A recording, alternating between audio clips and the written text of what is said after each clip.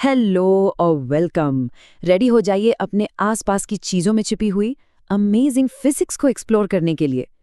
हमारी रोजमर्रा की जिंदगी में जो चीजें हैं ना, उनके पीछे साइंस के बड़े ही इंटरेस्टिंग राज छुपे हैं। तो चलिए इसमें डाइव करते हैं। चलिए शुरू करते हैं एक सिंपल से लेकिन थोड़े ट्रिकी सवाल से। सोचो, एक स्टील की रॉड है और एक रबर बैंड। इनमें से ज्यादा इलास्टिक यानी लचीला कौन है? अब देखो, 99% लोगों का जवाब होगा रबर बैंड, है ना? बट फिजिक्स की दुनिया में इसका असली जवाब आपको बिल्कुल हैरान कर देगा। तो बने रहिए, इसका राज आगे खुलने वाला है। तो सबसे पहले बात करते हैं सॉलिड्स की। हम सोचते हैं कि सॉलिड चीजें बिल्कुल आसानी से अपना शेप नहीं बदलती, पर सच पता है क्या है? कोई भी चीज, लिटरली कोई भी चीज परफेक्टली रिजिड नहीं होती। जब भी उस पर कोई फोर्स लगता है, थोड़ा बहुत डिफॉर्मेशन तो होता ही है। अच्छा, तो होता क्या है? जब किसी चीज पर फोर्स लगाकर उसका शेप बदलने की कोशिश की जाती है, तो उसके अंदर से एक रीस्टोरिंग फोर्स पैदा होती है जो उसे वापस अपनी ओरिजिनल जगह लाना चाहती है। इसी restoring force per unit area को हम कहते हैं स्ट्रेस। और उस फोर्स की वजह से जो शेप में बदलाव आता है ना, उसको कहते हैं स्ट्रेन। सिंपल। अब 17वीं सेंचुरी में एक साइंटिस्ट थे, रॉबर्ट हुक। उन्होंने एक फंडामेंटल रूल दिया। उन्होंने कहा कि एक लिमिट के अंदर जितना ज्यादा स्ट्रेस लगाओगे, उतना ही ज्यादा स्ट्रेन पैदा होगा। मतलब स्ट्रेस और स्ट्रेन आपस में डायरेक्टली प्रोपोर्शनल हैं। ये समझ लो कि इलास्टिसिटी का गोल्डन रूल है। तो फिर किसी मटेरियल की इलास्टिसिटी को नापते कैसे हैं? इसके लिए इस्तेमाल होता है एक टर्म, यंग्स मॉड्यूलस। ये बेसिकली स्ट्रेस और स्ट्रेन का रेशियो है। और फंडा ये है, जिस मटेरियल का यंग्स मॉड्यूलस जितना ज्यादा होगा, उसे डिफॉर्म करने के लिए उतनी ही ज्यादा फोर्स लगेगी और वो उतनी ही ताकत से अपनी ओरिजिनल शेप में वापस आने की कोशिश करेगा। इसीलिए हाई यंग्स मॉड्यूलस का मतलब है ज्यादा इलास्टिसिटी, स्ट्रेचीनेस नहीं, इलास्टिसिटी। और यहाँ है उस पहले सवाल का जवाब। जरा देखिए, स्टील का यंग्स मॉड्यूलस है 200 गीगापास्कल्स, जबकि रबर का 1 से भी कम। इसका मतलब साफ है कि स्टील रबर से कई गुना ज्यादा इलास्टिक है। हाँ, माना कि रबर स्ट्रेच ज्यादा होता है, लेकिन स्टील उससे कहीं ज्यादा फोर्स से, कहीं ज्यादा तेजी से अपनी ओरिजिनल शेप में वापस जाता है। कमाल की बात है ना? चलिए अब सॉलिड से आगे बढ़ते हैं और देखते हैं कि फ्लूइड्स यानी लिक्विड्स और गैसेस कैसे दबाव और उठाव का ये इंटरेस्टिंग खेल खेलते हैं। तो प्रेशर यानी दबाव फोर्स पर यूनिट एरिया होता है। सिंपल सा फॉर्मूला है P = F/A। इसका मतलब ये है कि प्रेशर सिर्फ इस बात पर डिपेंड नहीं करता कि कितनी फोर्स लग रही है, बल्कि इस पर भी डिपेंड करता है कि वो फोर्स कितने बड़े एरिया पर लग रही है। और ये एरिया वाला पार्ट ही गेम चेंजर है। इसे समझने का सबसे आसान तरीका है एक कील का एग्जाम्पल। एक छोटी सी कील आसानी से दीवार में चली जाती है क्योंकि उसकी नोक का एरिया बहुत ही कम होता है, जिससे सारी फोर्स एक पॉइंट पर कॉन्सेंट्रेट होकर हाई प्रेशर बनाती है। वहीं उतनी ही फोर्स से अगर एक चम्मच को दीवार पर मारोगे तो कुछ नहीं होगा। यही प्रिंसिपल तो सर्कस में बेड ऑफ नेल्स पर लेटने वाले परफॉर्मर्स यूज करते हैं। एरिया बढ़ा दो, प्रेशर कम हो जाएगा। अब इसके बाद फ्रेंच साइंटिस्ट ब्लेज पास्कल ने एक कमाल की चीज ऑब्जर्व की। उन्होंने कहा कि अगर एक बंद कंटेनर में रखे फ्लूइड पर कहीं भी प्रेशर लगाया जाए, तो वो प्रेशर बिना कम हुए हर डायरेक्शन में इक्वली फैल जाता है, एकदम जैसे मैजिक।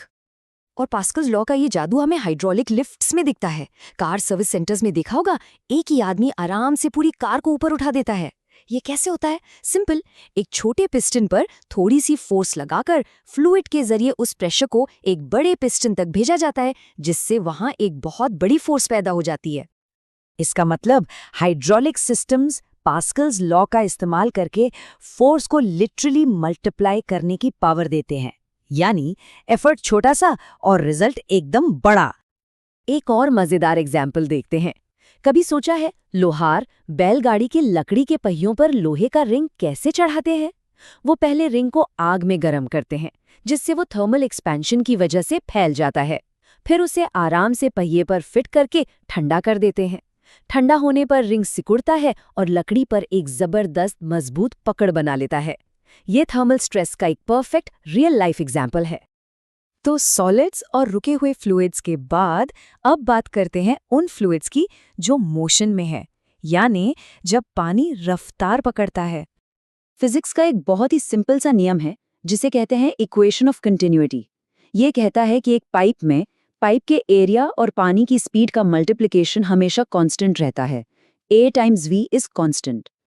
इसका सीधा सा मतलब ये है कि जहां पाइप पतला हो जाता है वहां पानी को तेजी से बहना पड़ता है।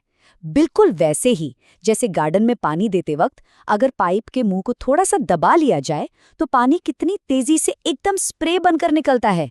एरिया कम, स्पीड बढ़ गई। अब हम आते हैं इस विश्लेषण के सबसे एक्साइटिंग पार्ट पर। यहाँ हम हवा के जादू को समझेंगे और देखेंगे कि कैसे फिजिक्स के सिंपल से नियम हवा में कमाल करते हैं। यहाँ दो बड़े सवाल हैं। पहला, इतने भारी भरकम हवाई जहाज आखिर हवा में उड़ते कैसे हैं? और दूसरा, क्रिकेट में बॉलर बॉल को हवा में कर्व यानी स्विंग कैसे करा पाते हैं? इन दोनों राजों की चाबी है बर्नौलीज प्रिंसिपल। ये नियम कहता है कि जहां पर भी फ्लूइड, चाहे वो हवा हो या पानी, तेज चलती है वहां प्रेशर कम हो जाता है और जहां फ्लूइड धीरे चलती है वहां प्रेशर ज्यादा होता है। बस ये याद रखिए, हाई स्पीड लो प्रेशर, लो स्पीड हाई प्रेशर। तो फ्लाइट कैसे काम करती है? प्लेन के विंग्स का शेप, जिसे एरोफॉइल कहते हैं, कुछ इस तरह डिजाइन किया जाता है कि हवा विंग के ऊपर से तेजी से और नीचे से धीरे से गुजरती है। अब बर्नौली के हिसाब से क्या होगा? ऊपर तेज हवा यानी लो प्रेशर और नीचे धीमी हवा यानी हाई प्रेशर। ये प्रेशर डिफरेंस प्लेन पर एक ऊपर की तरफ फोर्स लगाता है जिसे लिफ्ट कहते हैं और यही फोर्स प्लेन को हवा में उठाए रखती है। Amazing, right? क्रिकेट में भी यही जादू है। जब बॉलर बॉल को स्पिन करके फेंकता है तो बॉल अपने साथ हवा को घुमाती है।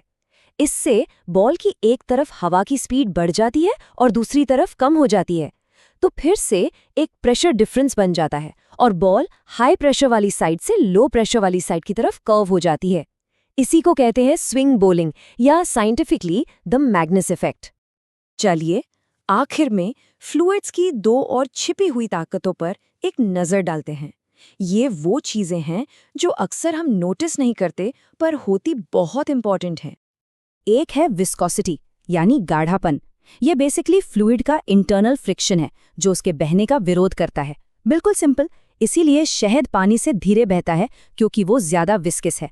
और फिर आती है दूसरी छिपी हुई ताकत, सरफेस टेंशन।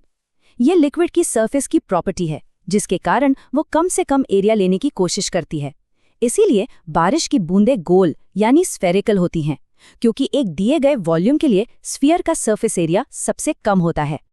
तो इलास्टिसिटी से लेकर प्रेशर, फ्लाइट और सरफेस टेंशन तक ये साफ है कि फिजिक्स के नियम हर जगह हर पल काम कर रहे हैं। अब आखिरी सवाल आपके लिए है, आज इन प्रिंसिपल्स को अपने आसपास कहाँ काम करते हुए देखा जा सकता है? इस पर सोचना जरूर। अगली बार मिलेंगे एक और ऐसे ही इंटरेस्टिंग टॉपिक के साथ।